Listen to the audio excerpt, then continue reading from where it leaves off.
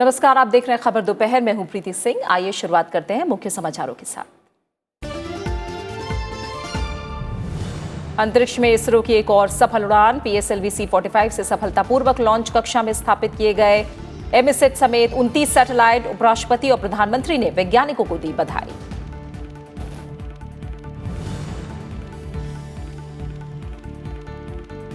हिंदू आतंकवाद के मुद्दे पर प्रधानमंत्री नरेंद्र मोदी ने कांग्रेस को घेरा। महाराष्ट्र के वर्धा की रैली में संबोधन।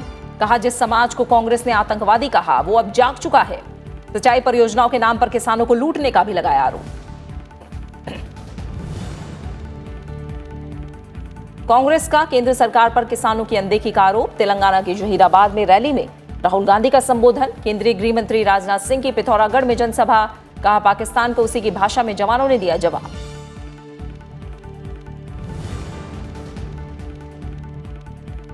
जम्मू कश्मीर में सुरक्षा बलों को बड़ी कामयाबी। जैश आतंकवादी फयाज अहमद लोन श्रीनगर से गिरफ्तार। पुलवामा के लस्सीपोरा में 4 लश्कर आतंकी ढेर। 2 AK-47 समेत गोला बारूद बरामद। तलाशी अभियान जारी। वित्तीय वर्ष के पहले दिन बाजार में शानदार तेजी। रिकॉर्ड ऊंचाई पर पहुंचा सेंसेक्स। पहली बार 39,000 के पार। 335 अंकों की लगाई छलांग। निफ्टी भी 11,000 के पार।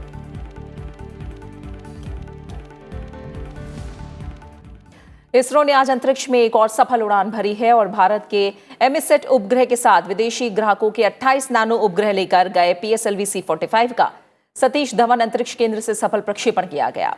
सभी उपग्रहों को सफलतापूर्वक कक्षा में स्थापित कर दिया गया। इनमें भारत के एमिसेट के अलावा अमेरिका के 24, लिथुआनिया के 2, स्पेन और स्विट्जरलैंड के एक नैनो उपग्रह शामिल हैं। 27 घंटे की गिनती खत्म होने के बाद श्रीहरिकोटा के सतीश धवन अंतरिक्ष केंद्र से आज सुबह 9:27 पर इसका प्रक्षेपण किया गया।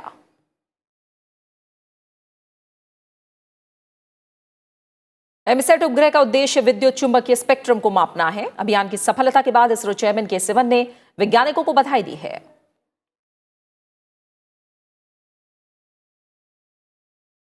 After completing all these wonderful missions, my ISRO team members are asking, what next? What work you are going to give to us? Yes, there are a lot of work for my team. Immediately by May middle, we are going to have PSLV C-46 that is going to launch RSat-2B, followed by PSLV C-47. It is going to inject or launch a high precision CORTO-3 satellite. Then we are going to have Chandrayaan-2 and so on. Maybe by the end of this year, maybe another 30 missions, that is which is combination of launch vehicle and spacecraft is going to be there. As usual, I am sure that our team ISRO will rise to the occasion and meet the schedule and launch the mission successfully. Once again, let me thank the entire team ISRO for the wonderful work, whatever they have done today. उपराष्ट्रपति M Venkaiah Naidu ने इसरो की सफलता पर वैज्ञानिकों को बधाई दी है। उन्होंने ट्वीट करके कहा कि विज्ञान और तकनीक के क्षेत्र में हाल की सफलताओं ने देश का आत्मविश्वास बढ़ाया है। देश को हमारे वैज्ञानिकों की सफलता पर गर्व है। उन्होंने कहा कि सामरिक दृष्टि से एमिसेट एक महत्वपूर्ण सफलता है। प्रधानमंत्री नरेंद्र मोदी ने भी इस सफलता पर इसरो के वैज्ञानिकों को बधाई दी है। सफलतापूर्वक लॉन्च करके 5 देशों की 2 दर्जन से ज्यादा सैटेलाइट को अंतरिक्ष में स्थापित किया गया है। देशवासियों की तरफ से सबसे पहले अपने वैज्ञानिकों को बधाई देता हूं। और अब खबरें लोकसभा चुनाव से जुड़ी।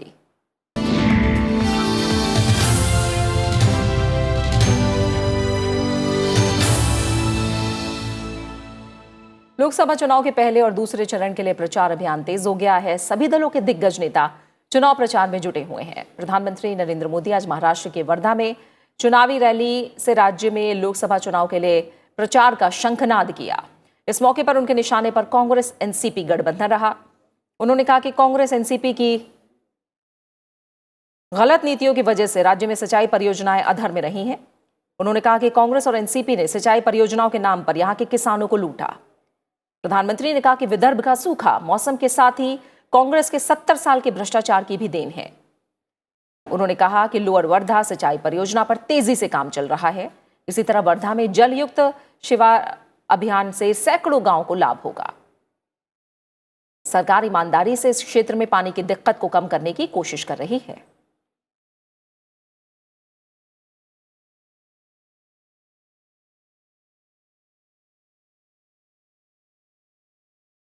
जिन्होंने 70 साल तक गरीब को गरीब बनाए रखा, वो कभी गरीब का भला नहीं सोच सकते। ये वो लोग हैं जो गरीब के नाम पर योजना लाकर उस योजना के पैसे से अपनी तिजोरी भरने का काम करते हैं। यही काम इन्होंने कर्ज माफी के नाम पर किया, आपके पानी के साथ किया, आपकी सिंचाई परियोजनाओं के साथ किया। कांग्रेस और एनसीपी ने मिलकर सिंचाई परियोजनाओं के नाम पर यहां के किसानों को लूटा है। इसी का नतीजा है कि दर्जनों सिंचाई परियोजनाएं दशकों तक लटकी रही। प्रधानमंत्री ने हिंदू आतंकवाद के मुद्दे पर कांग्रेस को घेरा। उन्होंने कहा कि जिस कांग्रेस ने आतंकवादी जिसको कहा वो अब जाग चुका है। शांतिप्रिय हिंदू समाज को, पूरे विश्व को परिवार मानने वाले हिंदू समाज को आतंकवादी कहा। इसी के कारण वो मेजॉरिटी से भागकर माइनॉरिटी वाली सीट में शरण लेने के लिए मजबूर हो गए हैं। महात्मा गांधी और विनोबा भावे की कर्मभूमि वर्धा जिले की लोकसभा सीट पर फिलहाल बीजेपी का कब्जा है। महाराष्ट्र में पहले चरण में 7 सीटों पर चुनाव होने हैं। शांति प्रिय हिंदू समाज को, भाईचारे की जिंदगी जीने वाले हिंदू समाज को, पूरे विश्व को परिवार मानने वाले हिंदू समाज को आतंकी कह दिया, आतंकवाद हिंदू के साथ जोड़ दिया। इसके कारण अब उनकी हिम्मत नहीं पड़ रही है कि जहां पर मेजॉरिटी के लोग रहते हैं वहां चुनाव लड़ने की हिम्मत नहीं है। ये आतंकवादी हिंदू की सजा उनको मिल चुकी है और इसलिए भाग करके जहां मेजॉरिटी माइनॉरिटी में है वहां शरण लेने के लिए मजबूर हो गए। और इसके बाद प्रधानमंत्री तेलंगाना के सिकंदराबाद में भी जनसभा को संबोधित करेंगे। राज्य बंटवारे के बाद तेलंगाना पहली बार लोकसभा चुनाव का गवाह बन रहा है। तेलंगाना में राज्य की सभी 17 सीटों पर 11 अप्रैल को मतदान होना है। प्रधानमंत्री आज ही आंध्र प्रदेश के राजमुंद्री में भी जनसभा को संबोधित करेंगे। आंध्र प्रदेश में लोकसभा के साथ ही विधानसभा चुनाव की सभी सीटों के लिए भी 11 अप्रैल को मतदान होना है, जिसे लेकर राज्य में प्रचार जोरों पर है।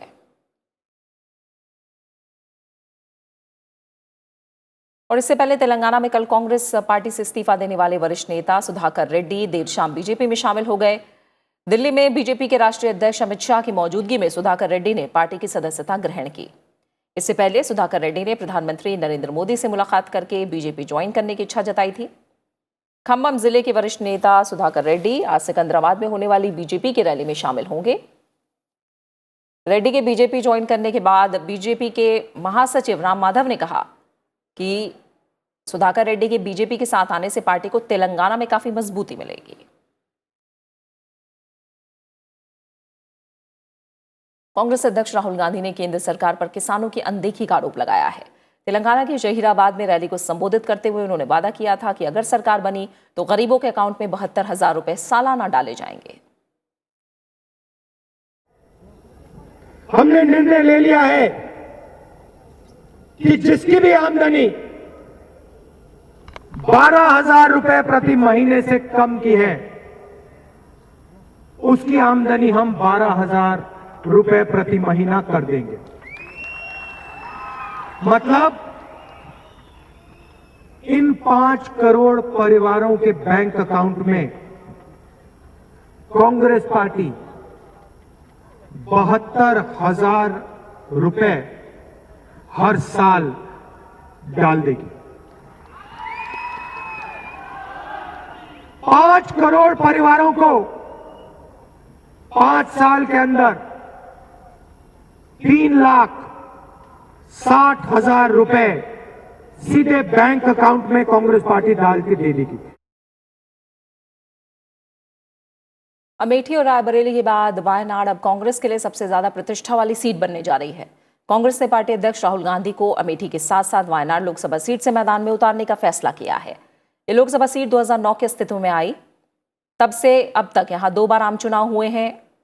दोनों बार कांग्रेस को इस सीट से जीत मिली, लिहाजा कांग्रेस इस सीट को खुद के लिए अभेद्य मांग रही है और पार्टी आलाकमान राहुल गांधी के लिए केरल कांग्रेस ने सुरक्षित सीट के तौर पर सर्वसम्मति से इसे चुना।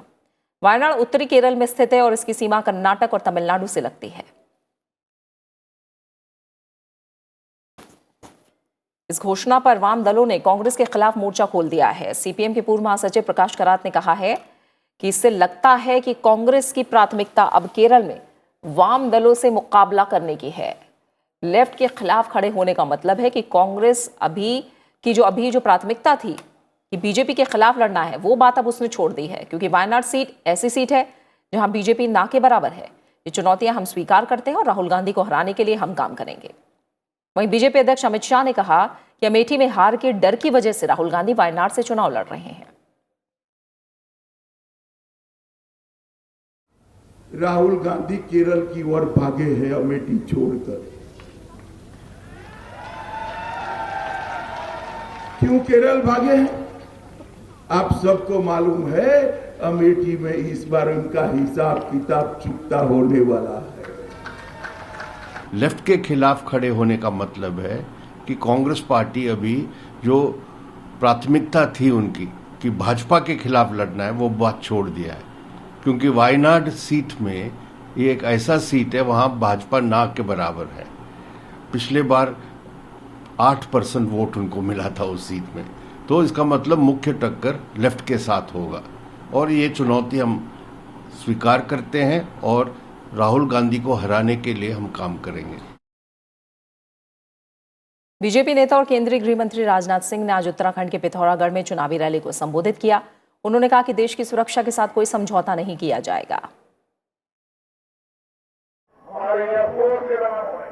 भारत की धरती में पाकिस्तान की धरती पर जाकर बड़ी संख्या में आतंकवादियों का बर्बाद करने में कामयाबी हासिल की है। आतंकवादी ठिकाने को ही समाप्त है। हिम्मत नहीं करते। पाकिस्तान परेशान रहा, पाकिस्तान को परेशान रही है, बात समझ आती है। लेकिन हमारे भारत में रहने वाले कुछ राजनीतिक पार्टी भी परेशान है, वो नहीं परेशान होते। क्या कर और ये कहते हैं कि ये बताओ कि आपके एयरफोर्स के जवानों ने कितने लोगों को मारा। और चुनाव स्पेशल में आज बात जम्मू कश्मीर की। राज्यपाल सत्यपाल मलिक ने पिछले साल लद्दाख को नए संभाग के रूप में दर्जा दिया। अब जम्मू कश्मीर राज्य में लद्दाख तीसरा संभाग बन गया है, जिसके चलते अब यहां के लोगों को प्रशासनिक कामों के लिए श्रीनगर जाने की जरूरत नहीं पड़ेगी।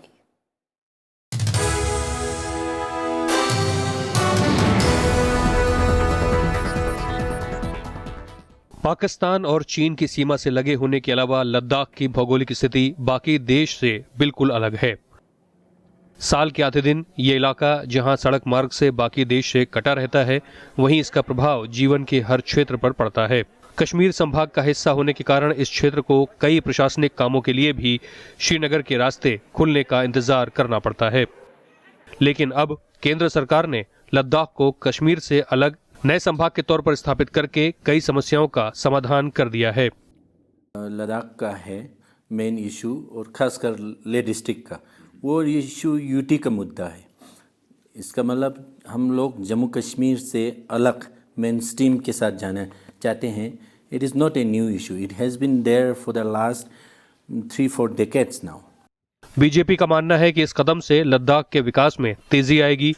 पीडीपी का भी मानना है कि इसका लाभ मिलेगा और बजट के सही खर्च में योगदान मिलेगा, जबकि कांग्रेस के हिसाब से इसका कोई लाभ नहीं है। लद्दाख को यूटी देने के बाद बीजेपी ही करते हैं, बाकी लोग नहीं करेगा। तो फ्री लद्दाख फ्रॉम कश्मीर का ये मतलब है, अभी तक ये कश्मीर सेंट्रिक लीडर्स ने यहाँ के लोगों के साथ बहुत ही डिस्क्रिमिनेशन की है। तो जैसे लद्दाख आपने पहले आए हो, नहीं तो लद्दाख का कल्चर, लैंग्वेज बिल्कुल एक किंगडम था इंडिया के साथ जुड़ने से पहले, तो अपना राजा थे। तो हमें कश्मीर के साथ मिलने का कोई मतलब ही नहीं है, उनका टोटली आइडेंटिटी अलग है। मुझे लगता है यहाँ पे लोगों को जो जिनके पास जो दोस्त हु हैव और दोस्त हु डू नॉट हैव, उस जो गैप जो है उनको जो है हमें जो है उस ब्रिज आउट करना है। और जो है लोगों को जो है, जैसे मेरे ख्याल से हम करेंगे बिजली, सड़क, पानी और ये जो चीज़ों की जो बात करेंगे, तो आप गाँवों में जाएंगे, अभी भी जो है it's a very safe to see कि लोगों को जो है साफ पीने का पानी तक अभी नहीं मिलते हैं। यहाँ के हालात को जो यहाँ के लोग समझेंगे, वो वहाँ एयर कंडीशन में बैठे हुए चाहे कितना भी एक्सपर्ट हो, IAS हो, IFS हो या आप टेक्नीशियंस हो, कोई भी हो, नहीं समझ पाएंगे। क्योंकि seeing is believing and experiencing is something which you can never get it. तो यहाँ लोगों को मालूम है किस तरह इसका समाधान निकालना है। बीते हुए 50-60 सालों में लद्दाख जैसे जगहों को केवल एक ब्यूरोक्रेट जो 1-1.5 साल के लिए यहाँ भेजा जाता था, जिसने इस हालत को कभी देखा नहीं अपने जीवन में, अचानक यहाँ पहुँच जाता है। सर्दियों में -30-40 होता है, 6-7 महीना रास्ता कटा रहता है। यहाँ हरियाली कुछ महीने को देखने को मिलता है। अब जम्मू कश्मीर व लद्दाख संभाग तीनों की मंडल स्तरीय प्रशासकीय इकाइयां होंगी। लद्दाख संभाग में लेह और कारगिल जिला होंगे। एक मंडलायुक्त और IGP जल्द ही लद्दाख में नियुक्त किया जाएगा। राज्य प्रशासन की ओर से जारी आदेश में कहा गया है कि लद्दाख के लिए अब प्रशासकीय व राजस्व डिवीजन भी अलग होंगे, जिसका मुख्यालय लेह में ही होगा।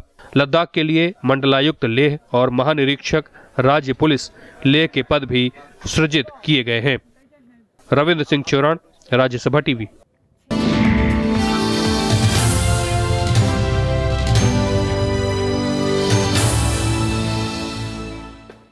कुछ और अहम खबरें। जम्मू कश्मीर के पुलवामा में सुरक्षा बलों को बड़ी कामयाबी हाथ लगी है।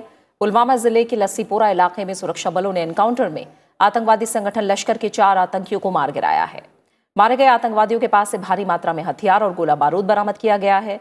उनके पास से 2 AK राइफल, 1 SLR और 1 पिस्तौल बरामद की गई है। इलाके में अभी भी सुरक्षा बलों का अभियान जारी है। इस बीच दिल्ली पुलिस की स्पेशल सेल की टीम ने आतंकवादी संगठन जैश-ए-मोहम्मद के एक मोस्ट वांटेड आतंकवादी को गिरफ्तार किया है। गिरफ्तार आतंकवादी की पहचान फैयाज अहमद के रूप में हुई है। वो जम्मू कश्मीर के कुपवाड़ा जिले का रहने वाला है।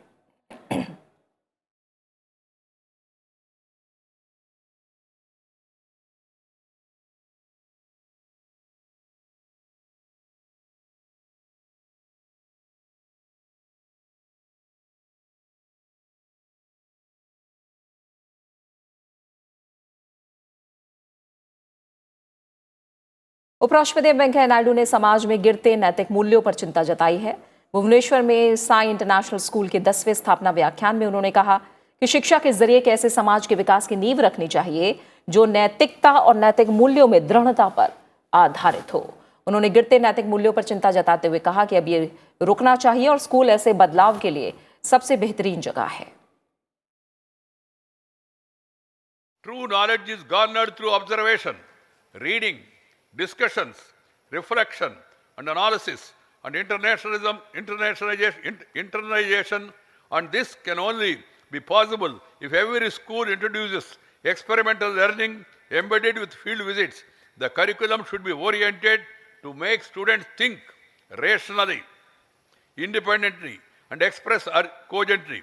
Focus of school education should be on instilling inquisitiveness and curiosity, creativity, critical thinking and communication. These are the 5 C's that are important.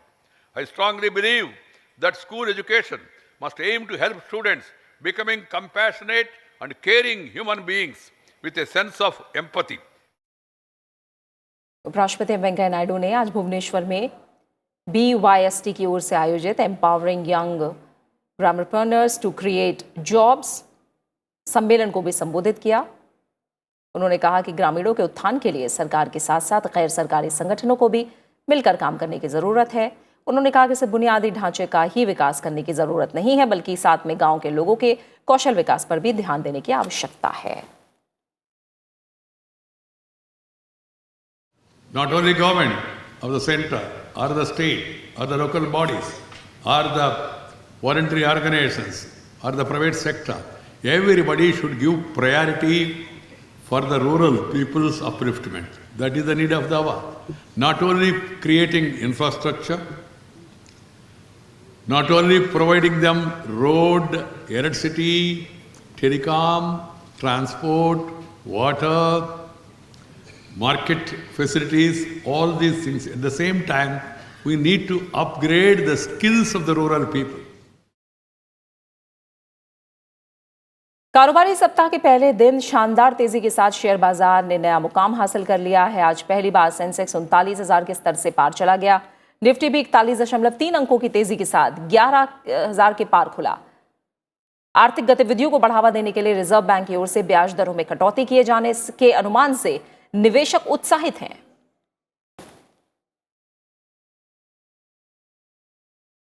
बात खास शख्सियत की। राष्ट्रीय स्वयंसेवक संघ के संस्थापक डॉक्टर केशवराव बलिराम हेडगेवार की आज जयंती है।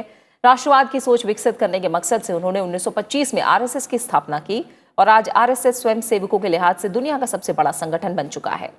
डॉक्टर हेडगेवार ने आजादी की लड़ाई में भी हिस्सा लिया और समाज को दिशा देने का काम किया।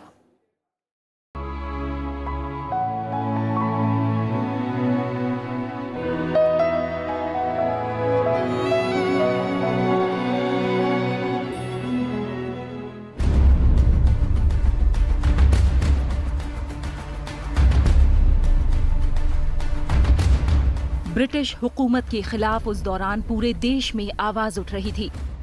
1905 के बंग भंग विरोधी आंदोलन का दमन करने के लिए अंग्रेजों ने वंदे मातरम के नारे पर पाबंदी लगा दी। लेकिन नागपुर के एक सरकारी स्कूल में पढ़ने वाले एक बच्चे के मन में अंग्रेजी हुकूमत के खिलाफ नफरत धीरे धीरे विद्रोह का रूप ले रही थी। 1907 में किसी दिन स्कूल का निरीक्षण करने जैसे ही एक अंग्रेज निरीक्षक दाखिल हुए, उनका स्वागत वंदे मातरम के उद्घोष से हुआ।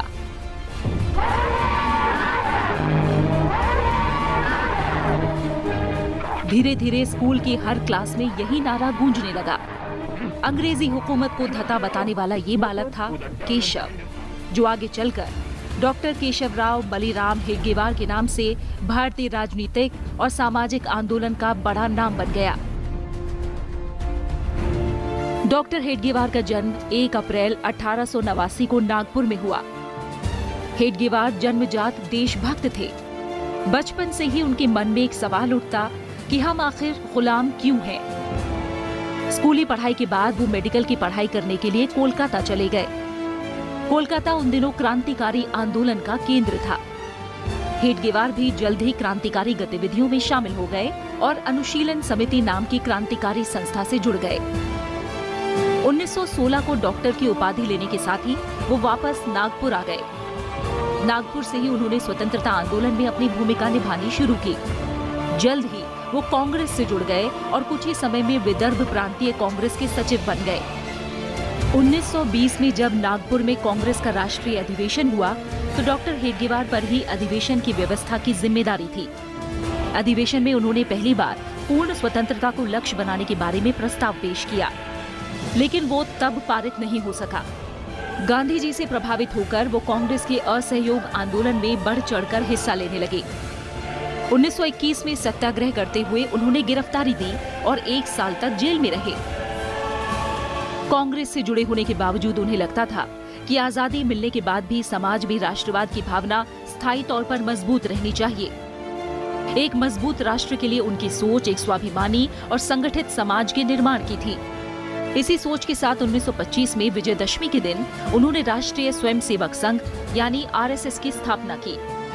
संघ की शाखाओं के जरिए उन्होंने युवाओं के मन में शक्ति, सामूहिकता, अनुशासन और राष्ट्र गौरव के साथ ही समाज के लिए निस्वार्थ भाव से त्याग करने की प्रेरणा दी। कड़ी मेहनत के बूते करीब 15 साल तक पूरे देश में घूम घूम कर वो संघ की विचारधारा के प्रचार और स्वयं सेवकों को जोड़ने में कामयाब रहे।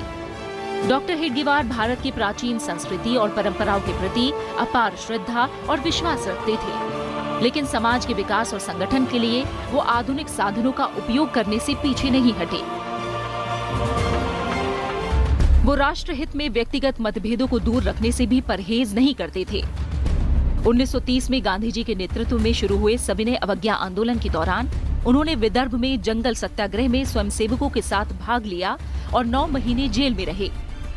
डॉक्टर हेडगेवार आलोचनाओं को भी सम्मान दिया करते थे। संघ की गैर राजनीतिक कार्यशैली पर कई बार आपत्ति उठी, लेकिन उन्होंने इसका कभी भी कठोर प्रतिकार नहीं किया और संघ को दिशा देते रहे। हेडगेवार न केवल समान विचारधारा वाले लोगों में लोकप्रिय थे, बल्कि दूसरे दलों के नेताओं से भी उनके काफी अच्छे संबंध रहे। अपने जीवन में वो लोकमान्य बाल गंगाधर तिलक और सुभाष चंद्र बोस के काफी करीबी रहे। महात्मा गांधी के साथ भी वो देश की राजनीति और भविष्य पर चर्चा किया करते थे। सुभाष चंद्र बोस के साथ तो उनका गहरा रिश्ता था। नेताजी के साथ मिलकर वो कई बार संघ के जरिए नए भारत के निर्माण पर चर्चा करते। गंभीर रूप से बीमार होने पर सुभाष चंद्र बोस उनका हाल जानने खुद उनके पास गए, लेकिन नेताजी से मुलाकात के 2 दिन बाद ही 21 जून 1940 को डॉक्टर केशवराव बलिराम हेडगेवार का निधन हो गया। उनका शुरू किया गया संगठन आरएसएस न सिर्फ इस वक्त देश के सबसे महत्वपूर्ण गैर राजनीतिक संगठनों में से एक है, बल्कि ये स्वयं सेवकों का दुनिया का सबसे बड़ा संगठन भी बन चुका है। Bureau report, Rajya Sabha TV.